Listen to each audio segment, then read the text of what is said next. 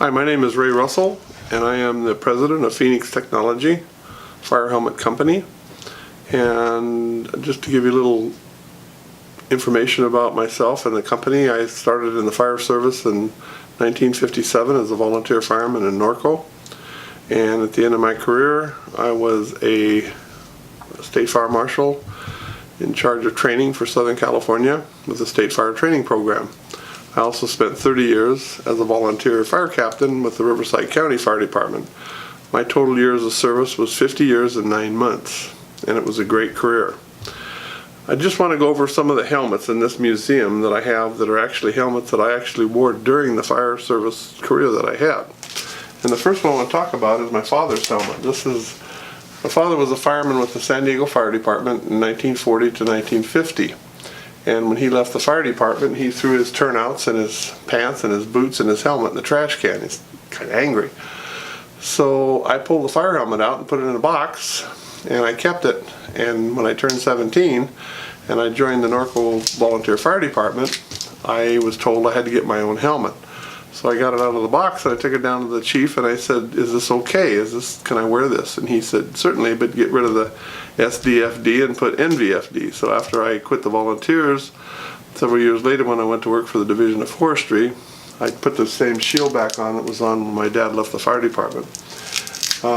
When I first became a paid firefighter was in 1959, and this was the helmet that we were issued at that time. This was called a McDonnell T, and the Division of Forestry bought so many of them that they actually stamped CDF on the front of them. This happens to be the actual helmet that I wore as a young firefighter, seasonal firefighter, and pretty lightweight.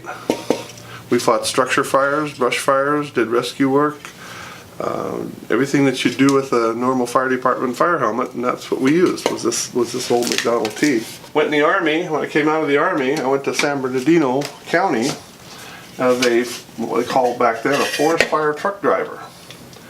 And this was the helmet that we used in San Bernardino County.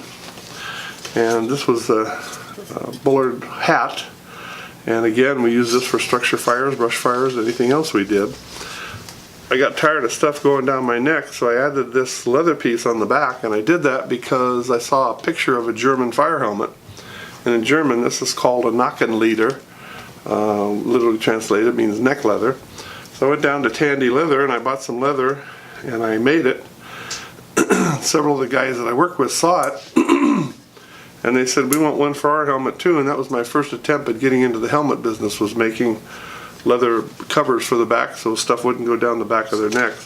When you were using that, you could flop it up like that and it would let the air pass through there. It's amazing how today we have standards that wouldn't even begin to allow this helmet to be a structure fire helmet.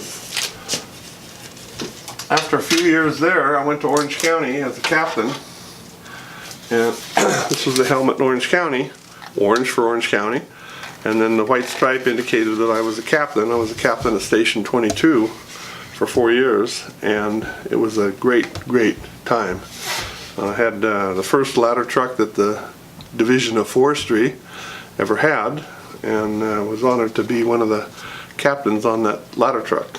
So this was our helmet. This is a Bullard. Later on, before I left, they had switched to the mine safety appliance helmets, and they changed us to red for captains and yellow for firefighters and engineers. When I went for state fire training, I was an assistant chief, so that was my helmet, and I was of course a senior instructor. The 451 stands for Senior Instructor in Fire Control 3, but we had them. It's a helmet I wore all the time. It was just wore that for 27 years in the State Fire Marshal's office. And my red helmet that I wore with the Home Gardens Volunteer Fire Company for Riverside County today is in the Smithsonian Institute.